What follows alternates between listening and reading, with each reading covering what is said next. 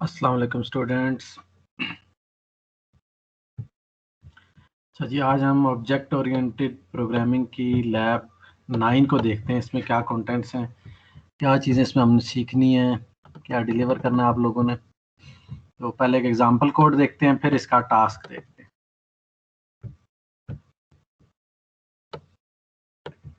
Example ये, create a class rectangle with attributes length and width. ठीक है, आपने सबसे पहला टास्क ये है, सबसे पहली बात ये कि आपने एक क्लास बनानी है रेक्टेंगल की।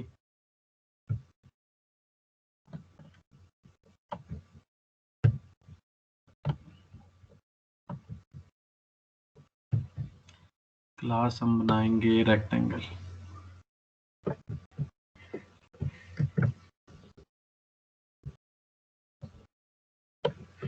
क्लास नेम रेक्टेंगल और इसके एट्रीब्यूट्स हैं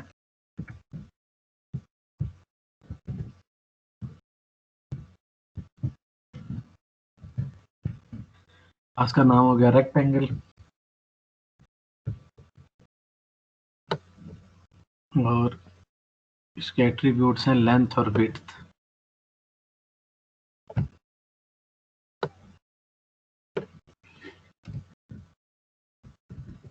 लेंथ और विड्थ ये दोनों क्लास के एट्रीब्यूट्स हैं। अच्छा, इनको आपने और each of which defaults to one. अच्छा, इसका क्या मतलब है each of which defaults to one के जब हम इस क्लास का कंस्ट्रक्टर लिखेंगे तो उसमें जब जो इसका कंस्ट्रक्टर विदाउट पैरामीटर हो उसमें लेंथ और विड्थ दोनों की वैल्यूज वन होनी चाहिए। ठीक है, ये बात होगी। Provide method that calculate the rectangles perimeter and area. इसमें हमने इसका कंस्ट्रक्टर बनाना है। इसके अगर मेथड्स की बात करें तो इसमें हमने रेक्टेंगल क्लास का एक कंस्ट्रक्टर बनाना है, फिर हमने इसमें एरिया का फंक्शन बनाना है, फिर हमने इसमें पेरीमीटर का फंक्शन बनाना है। ठीक है, और रेक्टेंगल के लिए हमने ये बात ध्यान में रखनी है, जो कंस्ट्रक्टर हमने बनाना है उसके लिए बात ध्यान में रखें कि डिफ़ॉल्ट वैल्यूज जो हैं वो, या डिफ़ॉल्ट कंस्ट्रक्टर के अंदर अगर हम ऑब्जेक्ट बनाते हुए वैल्यूज ना दें, ऑब्जेक्ट रेक्टेंगल की क्लास का ऑब्जेक्ट बनाएंगे और ये बताएंगे नहीं कि लेंथ और विड्थ की क्या वैल्यू है, तो लेंथ की डिफ़ॉल्ट वैल्यू जो है वो इक्वल टू 1 होगी और विड्थ की वैल्यू भी इक्वल टू 1 होगी। ठीक है, ये डिफ़ॉल्ट वैल्यूज जो हैं ये हमने प्रोवाइड करनी है। और एरिया क्या करेगा, उस रेक्टेंगल का एरिया फाइंड करेगा। इसके लिए जो हम फार्मूला यूज करेंगे वो होगा length into breadth.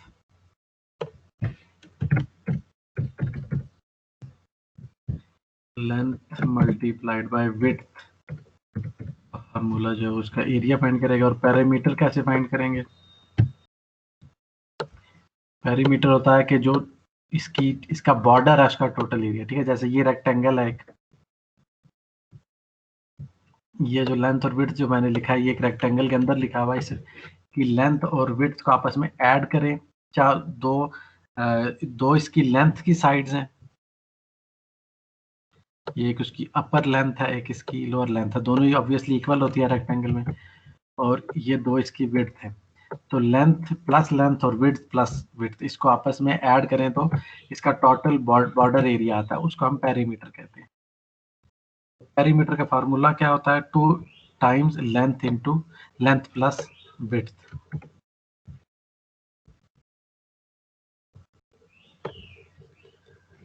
2 times length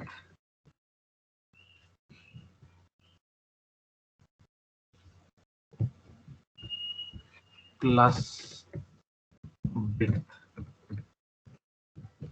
length और विड्थ को आपस में ऐड करके 2 से मल्टीप्लाई करते हैं। बेसिकली 2 इंटू लेंथ और 2 इंटू विड्थ को आपस में ऐड करें तो उससे पैरामीटर बॉर्डर एरिया आता है किसी का रेक्टेंगल का। तो ये क्लास की रिप्रेजेंटेशन मैंने कर दी। अब आगे ये क्या कह रहा है it has set and get methods for both length and width. Length और विड्थ दोनों के लिए सेटर बनाने हैं और गेटर बनाने हैं।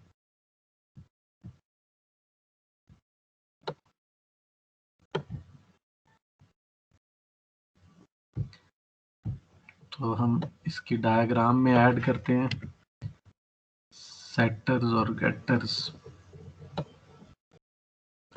दो एट्रीब्यूट्स हैं, लेंथ और विड्थ, दोनों के लिए सेटर और गेटर बनाने हैं। लेंथ के लिए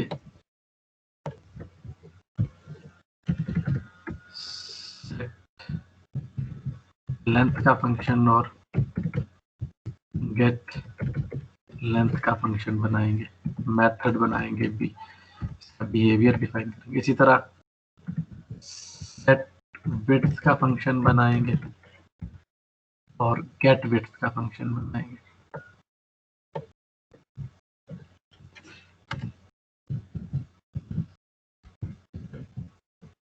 तो ये सेटर्स और गेटर हो गए। तो हमारी क्लास की ओवरऑल डायग्राम क्या बनेगी? ठीक है, उसमें दो एट्रीब्यूट्स हैं और ये उसमें फंक्शंस हैं, 7 फंक्शंस हैं। ठीक है, और उन फंक्शंस के अंदर क्या क्या होगा ये मैंने यहाँ पर, ठीक है, ये हमने अभी हम थॉट प्रोसेस से गुजर रहे हैं कि हमें करना क्या है, किस तरह की क्लास होगी, उसमें क्या क्या फंक्शंस होंगे और उनके अंदर क्या क्या करना है। अच्छा, this set method should verify that length and width are each floating point numbers larger than 0 and less than 20। ठीक है, जो फ्लोटिंग पॉइंट वैल्यूज है वो 0 से 20 के 0 से ग्रेटर और जो लेंथ और विड्थ है उस पर एक चेक लगाना है।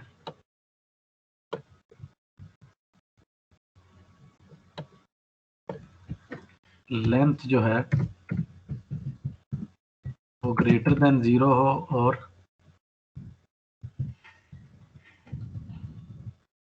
लेंथ जो है वो 0 से ग्रेटर हो और 20 से लेस हो, और ये फ्लोटिंग पॉइंट वैल्यूज की बात हो रही है। ठीक है, और सेम रूल है विड्थ के लिए भी।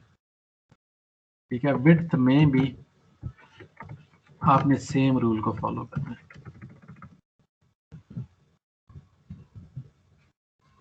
लेंथ और विड्थ दोनों में 20 की रेंज के अंदर। तो अब जब हमने सेट और गेट का मेथड लिखना है उसमें चेक लिखनी है और फिर एक क्लास बनानी है test rectangle. Write a program to test class rectangle. हम एक प्रोग्राम लिखेंगे, उसमें देखेंगे ये हमारा डिफॉल्ट कंस्ट्रक्टर बनता है या नहीं बनता, एरिया और पैरामीटर हमारा कैलकुलेट हो रहा है नहीं। सेटर और गेटर जो है वो लिखेंगे और जब हम कंस्ट्रक्टर के अंदर सेट और गेट के मेथड यूज कर लेंगे या उसके अलावा जहाँ हमें जरूरत पड़ रही है सेट और गेट के मेथड यूज करेंगे। फिर ये चेक लगाएंगे कि रेंज जो है वो 0 से 20 के बीच में होना चाहिए, वरना हम एक्सेप्शन हैंडलिंग अप्लाई करेंगे। ठीक है, अगर ये सिनेरियो जो है लेंथ और विड्थ वाला, इसमें कोई एरर आता है तो हम क्या करेंगे, एक्सेप्शन हैंडलिंग लगाएंगे। तो ये जो डायग्राम मैंने आपको बना दी, ये ओवरऑल कुछ सिनेरियो को रिप्रेजेंट कर रहा है जिसे हम सॉल्व करना चाह रहे हैं। अब इसकी कोडिंग की तरफ आते हैं।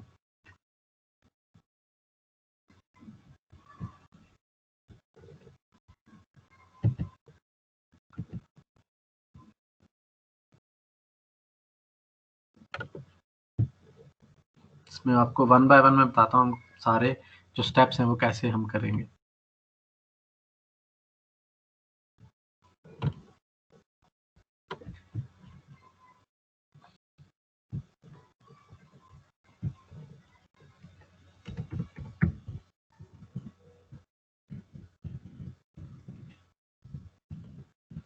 रेक्टेंगल के नाम से क्लास बनाता हूँ।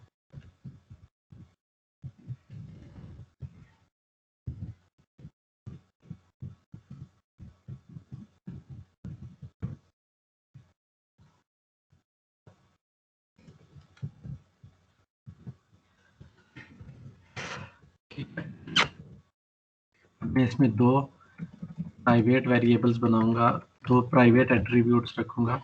अब ये डायग्राम देखें, मैंने ये सारी डायग्रामेटिक रिप्रेजेंटेशन कर लिया, मैं इस डायग्राम को इम्प्लीमेंट कर रहा हूँ। ये मैंने क्लास बना ली है, ये बात इम्प्लीमेंट हो गया। अब मैंने लेंथ और विड्थ दो इसमें वेरिएबल बनाने, तो मैं बनाऊंगा ये दोनों होने चाहिए प्राइवेट। ठीक है, प्राइवेट और इसका नाम है मैं लेंथ रखूँगा। अब ये इसके लिए टाइप जो है वो, क्योंकि आपको एक कंडीशन बताई गई है कि वैल्यूज़ की रेंज है वो 0.0 से लेके 20.0 तक होनी चाहिए। इसका क्या मतलब है कि ये जो मैं बनाऊँगा अपना लेंथ और विड्थ की जो एट्रीब्यूट्स बनाऊँगा, ये फ्लोटिंग पॉइंट वैल्यूज़ होंगी। तो फ्लोटिंग पॉइंट के लिए हम डबल डाटा टाइप यूज़ कर लेते हैं।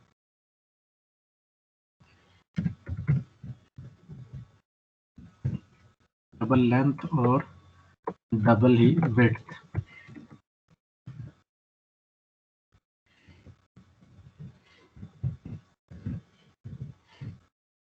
इस फाइल को मैं सेव करता हूँ।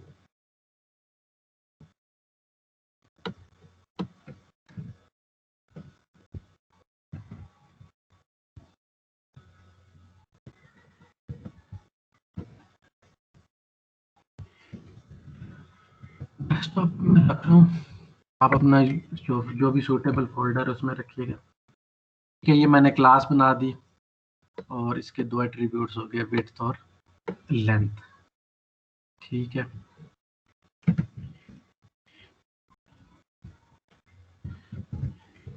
तो मैं साथ साथ कंपाइल करता जाऊंगा।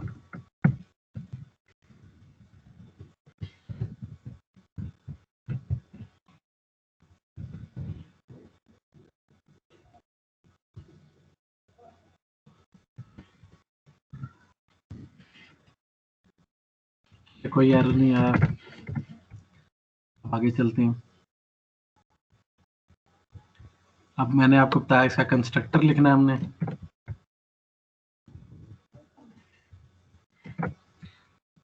ठीक है, क्लास का नाम रेक्टेंगल है और मैंने आपको बताया था कि डिफ़ॉल्ट वैल्यूज़ जो हैं वो डिफ़ॉल्ट वैल्यूज़ डिफ़ॉल्ट कंस्ट्रक्टर के अंदर यूज़ करेंगे, या कंस्ट्रक्टर के अंदर वो आर्गुमेंट्स जिन्हें हम यूज़र से नहीं लेना चाह रहे, पास नहीं कराना चाह रहे एज ए पैरामीटर, उनकी डिफ़ॉल्ट वैल्यूज़ यूज़ होती हैं। तो ये डिफ़ॉल्ट कंस्ट्रक्टर मैं बनाऊंगा और इसके अंदर लेंथ और विड्थ दोनों को डिफ़ॉल्ट वैल्यूज़ जो कि क्वेश्चन में बताई 1 वो दे दूंगा। ठीक है, इसके बाद मुझे फंक्शन बनाना है।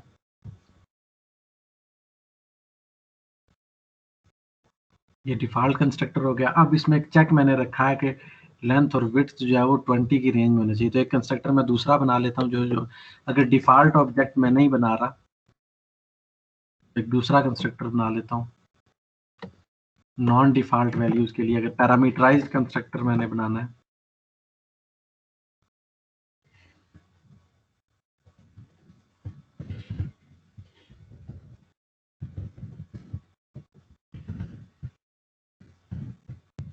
इसके लिए मैं दो पैरामीटर्स इनपुट के तौर पे ले लूँगा, एक डबल एल के नाम से और एक डबल डब्ल्यू के नाम से। ठीक है, अब होना ये चाहिए कि मैं लेंथ को एल के इक्वल कर दूं और इसके डबल डब्ल्यू के इक्वल कर दूं, लेकिन मैं इस पर हमें क्वेश्चन में ये बताया गया कि ये रेंज जो है 0 से 20 0.0 और 20 के बीच की रेंज होनी चाहिए। तो फिर मैं क्या करूँगा, मैं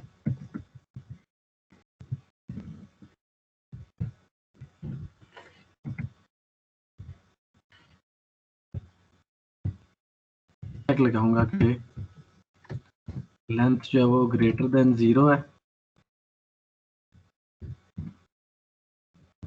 और लेंथ जो है वो लेस देन 20.0 है। ठीक है, ये लेंथ पे चेक लगा दूंगा, इसके साथ साथ विड्थ पे भी चेक लगाऊंगा। विड्थ जो है वो ग्रेटर देन 0.0 हो और विड्थ जो है वो लेस देन 20.0। ठीक है, और ये दोनों कंडीशंस आपस में एंड हो रही हैं।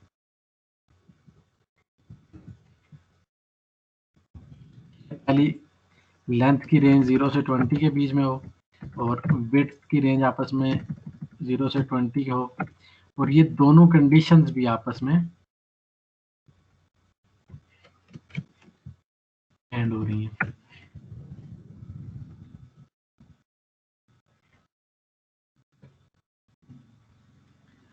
ठीक है, ये चेक मैंने इस पे लगाया। अगर ये कंडीशन ट्रू हो तो लेंथ को वैल्यू मिले या विड्थ को वैल्यू मिले। ठीक है, और अगर ऐसा नहीं होता तो फिर मैं एक्सेप्शन थ्रो करूंगा।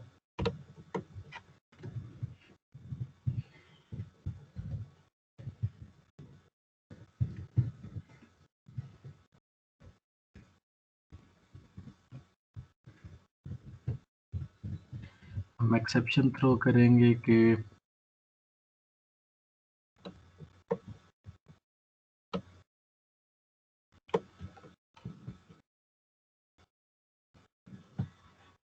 एक्सेप्शन क्या करनी है, इलीगल आर्गुमेंट एक्सेप्शन की क्लास का एक ऑब्जेक्ट बनाना है और मैसेज डालना है कि लेंथ या ऑर्बिट रेंज है। ठीक है, यहाँ तक का कोड मैंने लिख लिया। अब मैंने मेरे कोड में इस वक्त क्या क्या चीज़ें हैं, क्लास का एक डिफ़ॉल्ट कंस्ट्रक्टर है जिसमें डिफ़ॉल्ट वैल्यूज़ है लेंथ और विड्थ की, और एक पैरामीटराइज्ड कंस्ट्रक्टर है जिसमें ये चेक है कि जिसमें जो इनपुट पैरामीटर की वैल्यू एल और डब्ल्यू ये मिलेंगी लेंथ और विड्थ को, लेकिन उसके साथ ये चेक है कि लेंथ और विड्थ जो है वो 0 से 20 की रेंज में हो।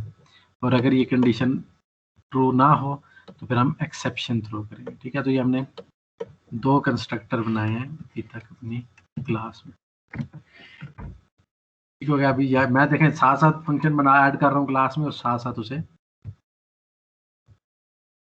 कंपाइल कर रहा हूँ। ठीक है, मैंने अब तक क्या इंप्लीमेंट कर लिया है, क्लास क्लास बना ली, उसके अंदर एट्रीब्यूट्स डाल लिए, फिर मैंने उसके लिए दो पैरामीटर्स बना लिए। अब मैंने उसमें उसने कहा एरिया, एक ऐसा फंक्शन बनाओ जो एरिया चेक करे और एक ऐसा फंक्शन बनाओ जो पेरीमीटर चेक करे।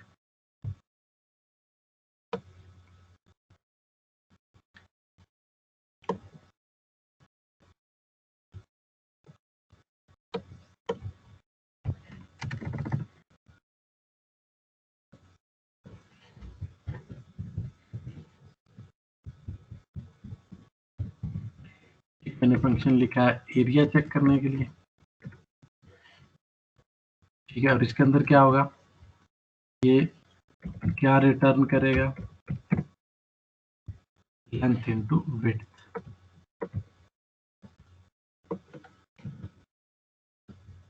कॉपी मैं कर रहा हूँ वैल्यू ताकि मैं कोई टाइपो ना कर दूं इन वैल्यूज को। ठीक है जी, लेंथ इनटू विड्थ क्या होता है, वो एरिया होता है। तो ये जो फंक्शन है एरिया के नाम का, ये क्या रिटर्न करता है, लेंथ इनटू विड्थ। फिर मैं एक और फंक्शन बनाऊंगा। अच्छा ये देख लिया, फंक्शन की टाइप जो है वो पब्लिक रखनी है। फिर मैं एक और फंक्शन बनाऊंगा पेरीमीटर के नाम से।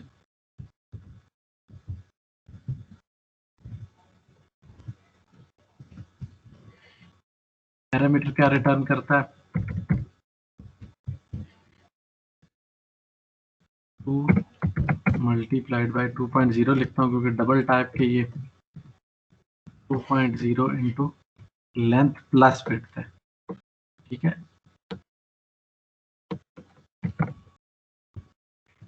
2 इंटू लेंथ प्लस विड्थ, ये जो है पेरीमीटर जो है उसका एरिया वो रिटर्न करेगा। पेरीमीटर टोटल, पेरीमीटर से क्या मुराद है, टोटल बाउंड्री एरिया। एक बार फिर कंपाइल कर लेता हूँ।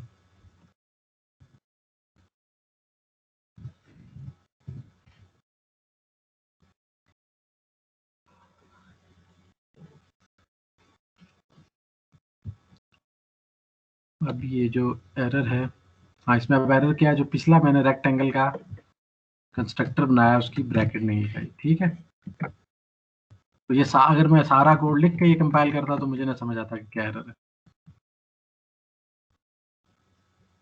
अब इसमें एरर एक और ये है कि क्लास रेक्टेंगल। ठीक है, अब ये जितने भी एरर्स हैं सारे ब्रैकेट से रिलेटेड हैं।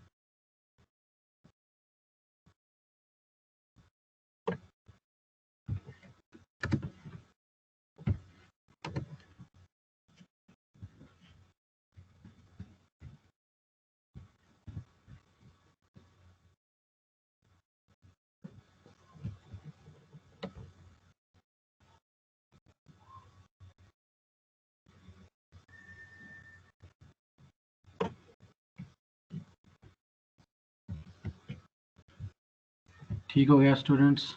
अभी मैं इस एरर को रिमूव करता हूँ और उसके बाद हम आगे देखते हैं क्या करना।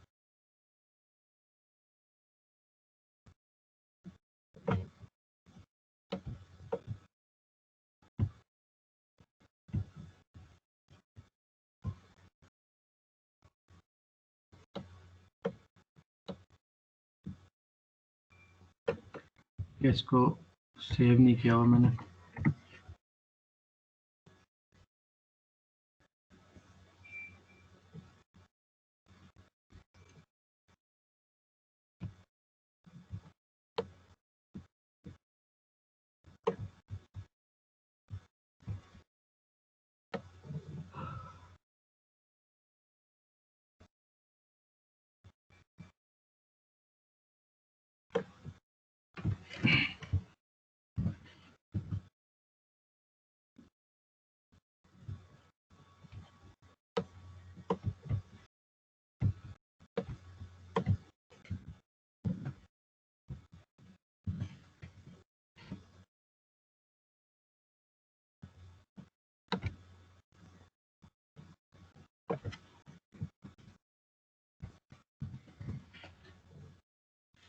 ठीक हो गया। तो अभी इसमें ब्रैकेट्स का जो इश्यू है वो मैंने रिजॉल्व कर लिया। अब इसमें फंक्शंस अब हमने क्या कौन कौन से ऐड कर लिए हैं।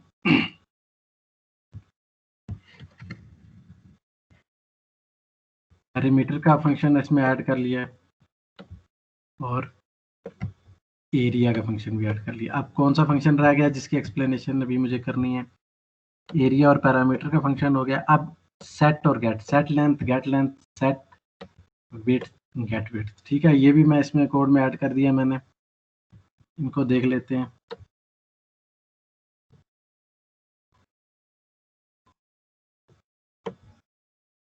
सेट लेंथ का फंक्शन है।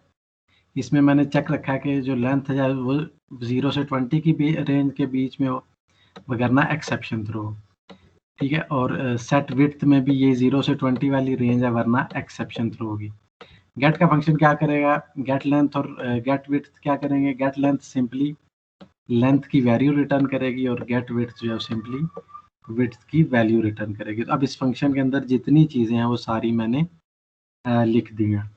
अब अगला टास्क ये जो कुछ लिखा है, जो कुछ मैंने इस डायग्राम बनाया, ये सारा कुछ हमने कर लिया, कोड कर लिया इसको। ठीक है, अब मैं इसमें जो अगली चीज़ ऐड करनी है वो टेस्ट की क्लास ऐड करनी है। ठीक है, एक क्लास ऐड करनी है जो कि, तो उसके अंदर हमें क्या क्या काम करने होंगे। हमें इनके ऑब्जेक्ट्स बनाने होंगे, कंस्ट्रक्टर को यूज़ करना होगा, एरिया और पैरामीटर वगैरह शो करना होगा। ठीक है, तो वो क्लास देख लेते हैं किस तरह से बनानी है।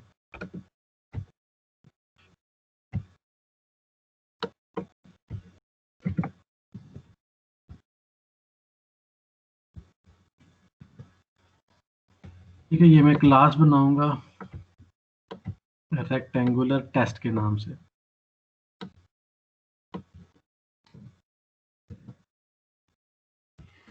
ये भी मैं डेस्कटॉप में बना रहा हूँ, आप अपने कॉरेस्पॉन्डिंग फोल्डर में बनाइएगा।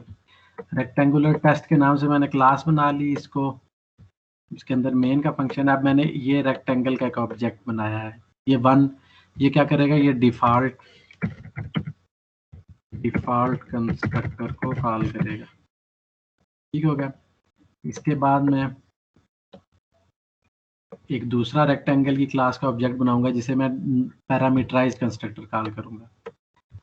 ठीक हो गया। अब मैं इससे अगली स्टेटमेंट क्या कर रही है, सिस्टम डॉट, ये क्या कर रही है, लेंथ और विड्थ की वैल्यूज को शो कर रही है, जो मैंने ऑब्जेक्ट रेक्टेंगल वन बनाया उसके लिए। फिर मैं रेक्ट2 एक ऑब्जेक्ट बनाऊंगा जिसे मैं 3 और 5 लेंथ और विड्थ दूंगा, और फिर इन दो वैल्यूज को system dot out dot printf के जरिए शो करूंगा। फिर मैं रेक्टेंगल क्लास का एक ऑब्जेक्ट बनाता हूँ जो कि मैं देखूंगा एक्सेप्शन थ्रो करता है नहीं। मैंने रेक्टेंगल क्लास का एक ऑब्जेक्ट बनाता हूँ विद इनवैलिड वैल्यूज। तो ये तो वैलिड वैल्यूज, अगर मैं इनवैलिड दूंगा तो ये कैच वाला केस चलेगा और वो एक्सेप्शन शो करेगा। ठीक होगा। फाइनली मैं रेक्टेंगल 2 के लिए एरिया और पैरामीटर के फंक्शंस कॉल करूंगा। तो अब मैं इसका इस कोड को क्या करता हूँ कि मैं इसको कंपाइल करता हूँ, रेक्टेंगल क्लास बना ली और रेक्टेंगुलर टेस्ट की क्लास बना ली। अब मैं टेस्ट रेक्टेंगल जो है इसको रन करता हूँ।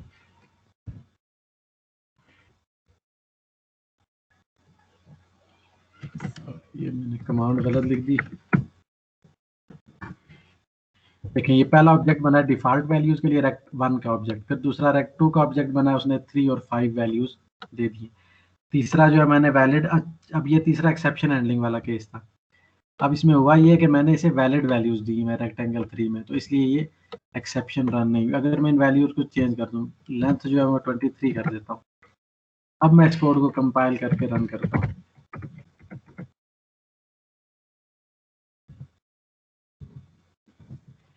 फाइल्स को रिकम्पाइल करूंगा रेक्टेंगल। अब देखें ये एक्सेप्शन का एरर आया, लेंथ और विड्थ आउट ऑफ रेंज। और इसके अलावा ये ऑब्जेक्ट 2 जो मैंने बनाया था उसके लिए एरिया 15 है, 3 इंटू 5 15 है, और पैरामीटर जो है 3 प्लस 5 15 इंटू 3 प्लस 5 8 8 इंटू 2 16। ठीक है, तो ये एरिया और पैरामीटर की रीडिंग्स भी ठीक है।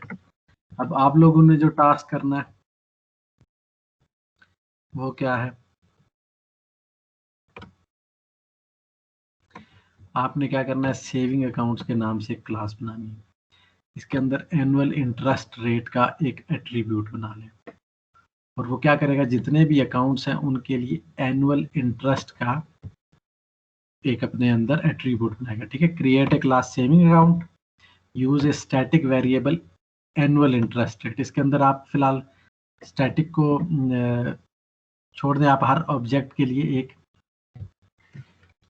हर एक जो अकाउंट है उसके लिए एक एनुअल इंटरेस्ट रेट का बना ले एट्रीब्यूट। ठीक है, स्टैटिक अभी आपने नहीं बनाना, स्टैटिक अगर हम नेक्स्ट वीक के बाद बनाएंगे। स्टैटिक वाला वर्ड मैंने बीच में से निकाल दिया। ठीक है, और हर ऑब्जेक्ट के अंदर एक उसका बैलेंस होगा। ठीक है, each object of the class contains a private instance variable savings balance. हर जो आप क्लास का ऑब्जेक्ट बनाएंगे, ये क्लास क्या है, सेविंग अकाउंट, इसका एक एट्रीब्यूट होगा सेविंग बैलेंस। एक एट्रीब्यूट बनाए सेविंग बैलेंस और एक बनाए annual interest rate, indicating the amount of the current of the saver currently on deposit. ठीक है, बताना कि कितनी उसकी सेविंग अकाउंट में इस वक्त बैलेंस मौजूद है। Provide method calculate monthly interest, आपने एक फंक्शन बनाना है monthly interest to calculate the monthly interest by multiplying the saving balance by annual interest rate divided by 12। Monthly calculate monthly interest का function क्या करेगा, वो पर मंथ इंटरेस्ट कैलकुलेट करेगा। आप अगर किसी बैंक में अपना सेविंग अकाउंट खुलवाते हैं तो वो पर मंथ आपको उस पर प्रॉफिट देते हैं, यूजुअली ये प्रैक्टिस है, लेकिन उसका इंटरेस्ट जो एनुअली लगता है। तो एनुअल इंटरेस्ट रेट को आप 12 से डिवाइड करेंगे। ठीक है, और उसको फिर सेविंग बैलेंस से आपने क्या करना है, calculate the monthly interest by multiplying saving balance bye interest rate divided by 12। ठीक है, सेविंग बैलेंस को इंटरेस्ट रेट डिवाइडेड बाय 12 से आप मल्टीप्लाई करेंगे तो जो वैल्यू आपको मिलेगी वो मंथली इंटरेस्ट रेट है। ठीक है, और ये पर मंथ उसके सेविंग बैलेंस में ऐड होता जाएगा, सेविंग अकाउंट के बैलेंस में ऐड होता जाएगा। फिर आप एक स्टैटिक मेथड बना लें modify interest rate that sets the interest rate to a new value. ठीक है, इस मेथड को भी फिलहाल आप स्टैटिक ना बनाएं, आप मॉडिफाई इंटरेस्ट रेट का एक फंक्शन बनाएं और वो क्या करे कि वो एनुअल इंटरेस्ट रेट को एक पर्टिकुलर ऑब्जेक्ट के लिए चेंज कर दे। Write a program to test the class saving account. ठीक है, आपने क्या क्या टास्क करने हैं, आपने सेविंग अकाउंट का ऑब्जेक्ट बनाना है, इसमें एनुअल इंटरेस्ट रेट और सेविंग बैलेंस के एट्रीब्यूट्स डालने हैं। मंथली सेविंग जो एनुअल इंटरेस्ट रेट से की वैल्यू को 12 से डिवाइड करेंगे, उसे सेविंग बैलेंस से मल्टीप्लाई करेंगे तो पर मंथ इंटरेस्ट रेट आएगा, वो आपके सेविंग बैलेंस में अकाउंट, अगर आप पर मंथ जो जो मंथ्स गुजरते जाएंगे वो सेविंग बैलेंस में उसने ऐड होना है। फिर मॉडिफाई इंटरेस्ट रेट है, वो क्या करेगा, अगर आप एनुअल इंटरेस्ट रेट चेंज कर लें तो जो अकाउंट में ऐड होनी है वो अमाउंट, मंथली इंटरेस्ट रेट भी उसी हिसाब से चेंज हो जाएगा। आप सेविंग अकाउंट के 2 ऑब्जेक्ट बनाएं, सेवर 1 और सेवर 2। उनकी इनिशियल एक बैलेंस वैल्यूज रख दें, 2000 और $3000। एनुअल इंटरेस्ट रेट को 4% रखें और फिर आप 12 मंथ्स के लिए उसका शो कर दें, जो है दोनों के लिए आप जो है शो कर दें। आप एनुअल इंटरेस्ट रेट जो है वो 4% रखें और उन दोनों का ऑब्जेक्ट्स के लिए आप शो कर दें कि 12 मंथ्स के लिए, 12 मंथ्स के पीरियड के लिए उनका मंथली इंटरेस्ट कितना बनता है। फिर एनुअल इंटरेस्ट रेट को आप 5% कर दें और फिर उसके बाद इंटरेस्ट कैलकुलेट कर दें और न्यू बैलेंस को शो कर दें। आप इंटरेस्ट जो है वो इसमें चूंकि 1 साल के लिए तो आपको सिंपल इंटरेस्ट का ही जो मेथड है वो ठीक है। सही है, तो ये आपने जो है सबमिशन करानी है इस लैब की।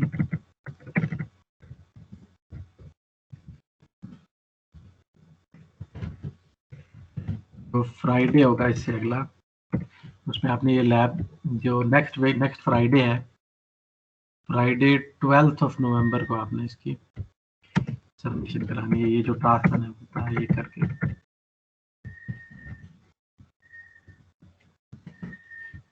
ठीक हो गया स्टूडेंट्स, लैब से पहले आपने ये टास्क करके सबमिट कराना।